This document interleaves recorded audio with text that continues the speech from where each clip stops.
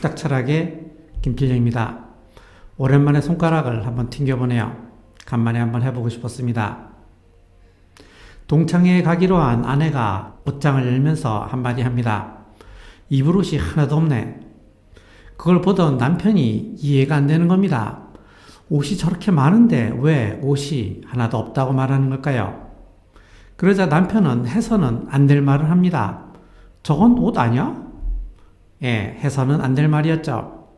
그러자 아내가 매서운 시선으로 남편을 쳐다봅니다. 왜 이런 일이 발생을 했을까요? 그것은 남편이 보들리아르의 시뮬라크르 개념을 몰랐기 때문입니다. 만약에 남편이 보들리아르의 시뮬라크르 개념을 알았다면 아마 그런 눈치 없는 소리는 안 했을 겁니다. 오늘은 이러한 눈치 없는 남편을 위한 영상입니다. 잠시 후에 시작하겠습니다. 5분 뚝딱 철학 생각의 역사가 두 권의 책으로 출간되었습니다. 유튜브에 있는 160여 개의 영상을 체계적으로 책에 정리하였습니다. 책에는 QR코드가 있어서 책과 유튜브를 번갈아 볼 수 있습니다. 플라톤의 국가에 이런 이야기가 나옵니다. 죄수들이 동굴 안에 갇혀 있습니다. 죄수들은 사지가 묶여서 뒤를 돌아볼 수조차 없는데요. 죄수들의 뒤에는 횃불이 놓여 있고 또 그 앞에는 높은 담이 있습니다. 담 뒤에는 어떤 사람들이 사물이나 동물의 모형을 가지고 왔다 갔다 하는데요.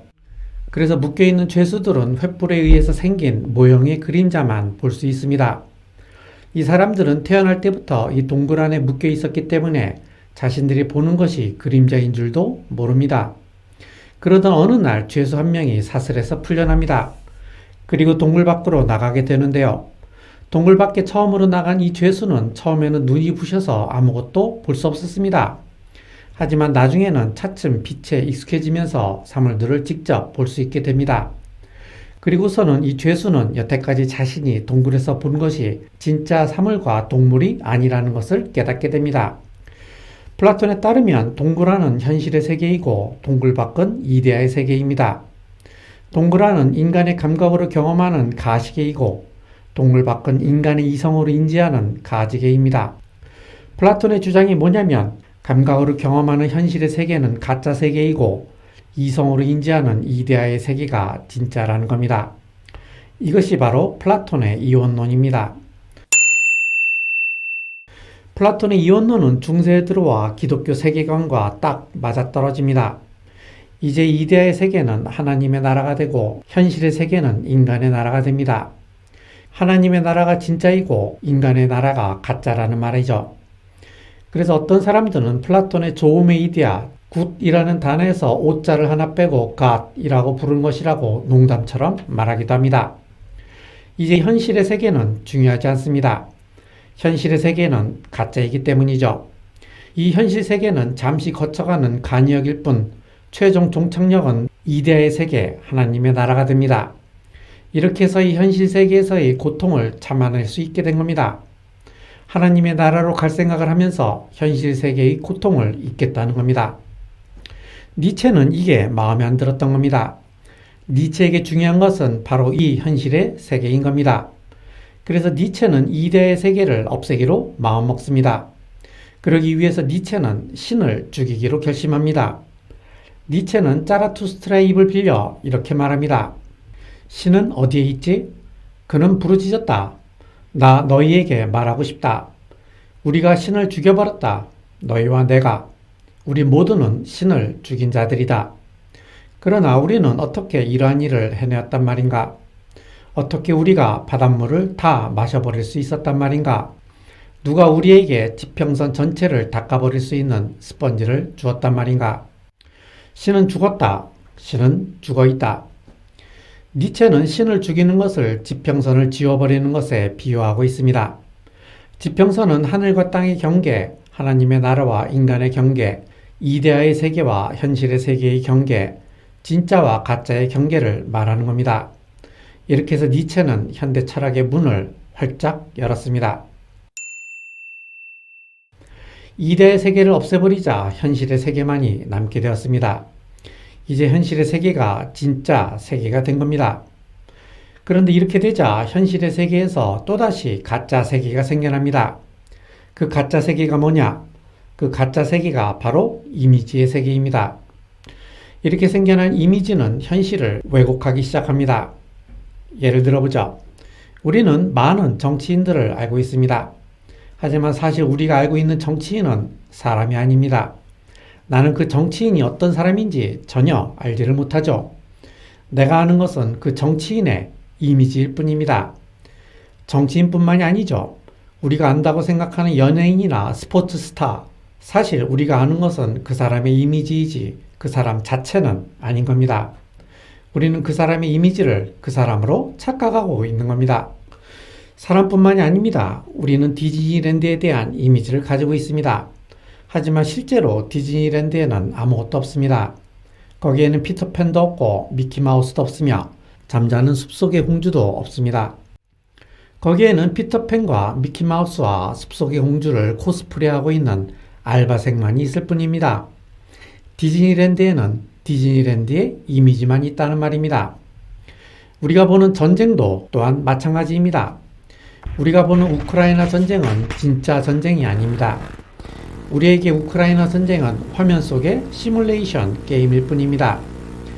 현실에서 전쟁은 피가 튀기고 살점이 날리는 참혹한 사건이지만 보이는 이미지는 승패가 걸린 게임일 뿐입니다.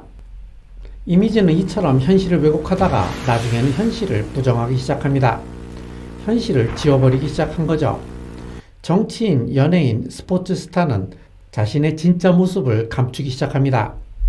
정치인은 표를 더 얻기 위해서, 연예인은 광고 수입을 올리기 위해서, 스포츠 스타는 몸값을 올리기 위해서 이미지를 관리하고 자신의 진짜 모습을 감춥니다. 디즈니랜드는 회사의 기업 가치를 올리기 위해서 회사의 재무제표를 감추고 디즈니랜드의 이미지만을 부각시킵니다. 언론은 우크라이나 전장터에서의 공포와 피해보다는 우크라이나의 지대공 미사일에 침몰하는 러시아 함대만을 보여줍니다. 이미지가 현실을 왜곡하다가 급기야 현실을 부정하기 시작하는 겁니다. 이것은 마치 동창생 미자가 성형수술을 하면서 현실을 왜곡시키다가 급기야는 자기가 미자가 아니라고 부정하는 것과 같은 겁니다. 이미지가 원본을 지우고 이제는 자기가 원본이라고 우기기 시작한 겁니다. 가짜가 진짜 행세를 하기 시작한 거죠. 이제 진짜는 필요 없습니다. 이제 동창생 미자는 필요 없습니다. 성형수술을 하고 예뻐진 미자만 있으면 됩니다. 왜냐하면 이미지가 현실보다 더 현실 같기 때문입니다. 이러한 이미지는 하나의 기호가 됩니다. 디즈니랜드는 환상의 기호가 되고 할리우드는 화려함의 기호가 되며 마릴린 먼로는 섹스의 기호가 되고 스타벅스는 세련됨의 기호가 되며 나이키는 도전의 기호가 되고 오븐 뚝딱 철학은 철학의 기호가 되었으면 좋겠습니다. 이제 자본주의는 기호가 돈이 된다는 것을 깨닫습니다. 그리고 기호에다가 엄청난 가격을 매기죠. 예전에는 상품의 가격은 그 상품을 생산하는 데 투입한 노동량에 따라 결정이 된다거나 수요 곡선과 공급 곡선이 균형을 이루면서 가격이 결정된다고 했지만 이제 그런 이론은 개소리가 되었습니다. 상품의 가격은 그 상품의 기호적 가치가 결정하는 겁니다. 왜냐하면 사람들이 소비하는 것은 상품이 아니라 기호이기 때문입니다. 그래서 사람들이 수백만 원짜리 가방을 들고 수천만 원짜리 시계를 차며 수억 원짜리 차를 타고 다니는 겁니다. 왜냐하면 그것들이 자신들이 부자임을 나타내는 기호이기 때문이죠. 부자들은 자신들이 부자임을 보여주기 위해서 루이비통이라는 기호를 사고 가난한 사람들은 자신들의 가난함을 숨기기 위해서 또 루이비통이라는 기호를 삽니다. 개나 소나 루이비통이라는 기호를 들고 다니자 부자들은 이제 더 비싼 에르메스라는 기호를 사고 가난한 사람들은 가난함을 숨기기 위해서 에르메스라는 기호를 사려고 아둥바둥거립니다. 끝없는 기호 경쟁, 이것이 바로 자본주의를 굴러가게 만드는 동력인 겁니다. 남편은 이제 깨닫습니다. 왜 아내가 옷장에 옷이 하나도 없다고 말하는지 깨닫습니다. 그것은 그 많은 옷들이 옷으로서의 기능은 충분하지만 기호 가치가 하나도 없는 것이라는 말이었던 겁니다. 왜냐하면 기호가 바로 자신의 정체성을 규정하기 때문입니다. 데카르트는 나는 생각한다, 고로 존재한다 라고 말했습니다. 생각이 자신의 정체성을 규정한다는 말이겠죠. 하지만 보들리아르는 이렇게 말합니다. 나는 소비한다, 고로 존재한다. 내가 무엇을 사느냐가 나의 정체성을 규정한다는 겁니다.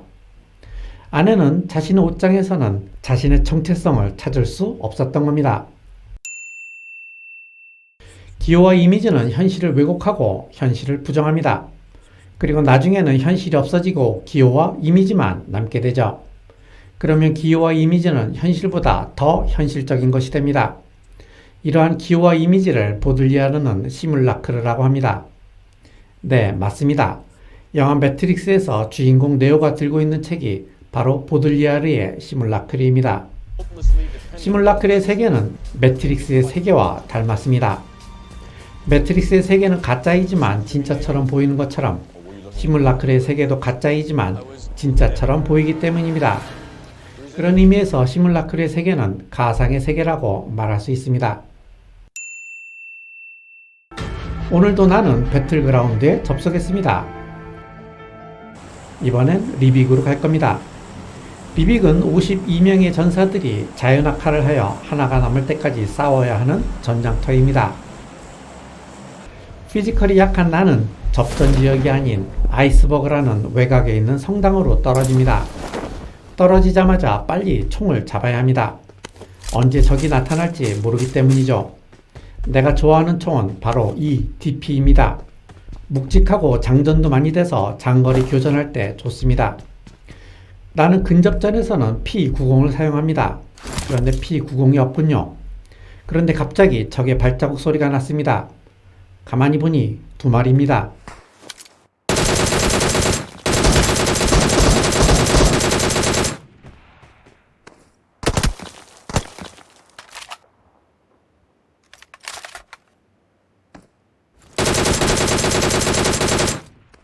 간단하게 잡아버리죠. 시체를 뒤져보니 P90이 있습니다. 아싸! 이제 무장도 웬만큼 되었으니 접전 지역으로 들어가 봅시다.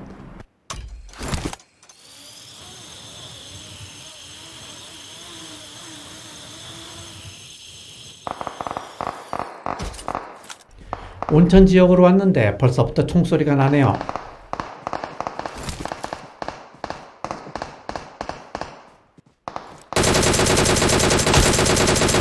하나 잡고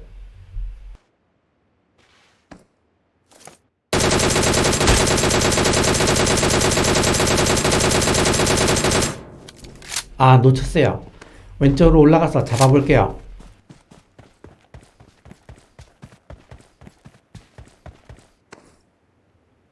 아마 요 밑에 있을 겁니다.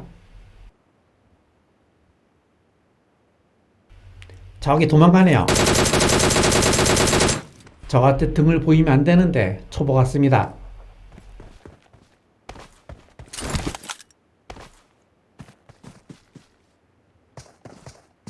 이놈도 등을 보였네요.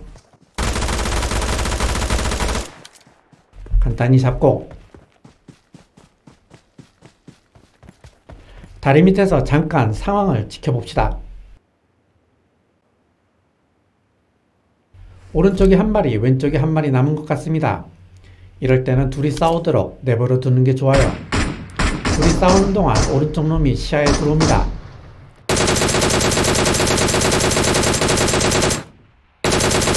놓쳤어요. 바위 뒤로 숨어버리네요. 왼쪽 놈을 잡읍시다. 내가 DP를 쓰는 이유는 장전이 많이 돼서 방패를 부술 수 있기 때문입니다.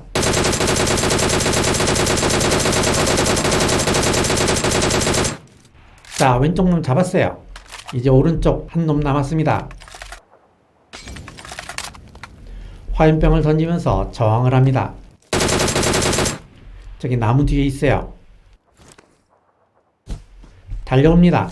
근접전을 위해서는 빨리 P90으로 바꿔야 됩니다.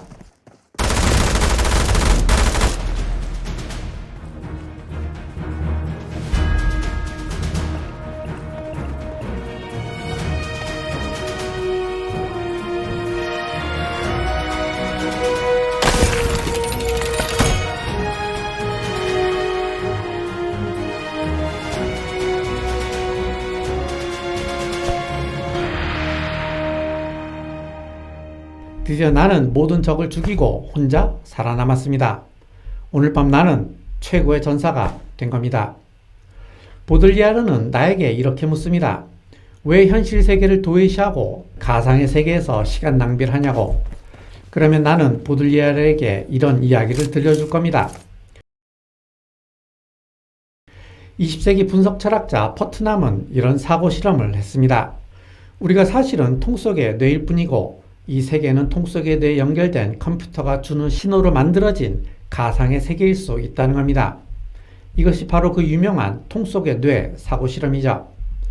통 속의 뇌 사고 실험에 대해서 차머스는 이렇게 말합니다. 우리가 살고 있는 이 세계가 가상의 세계일 수 있다. 그런데 그래서 뭐 어쩌라고? 세계가 가상의 세계라고 해도 달라지는 것은 아무것도 없다는 거죠. 생각해보세요. 네오가 이것은 손이다 라고 주장을 했다고 합시다. 그런데 이 주장이 틀린 건가요? 아니죠.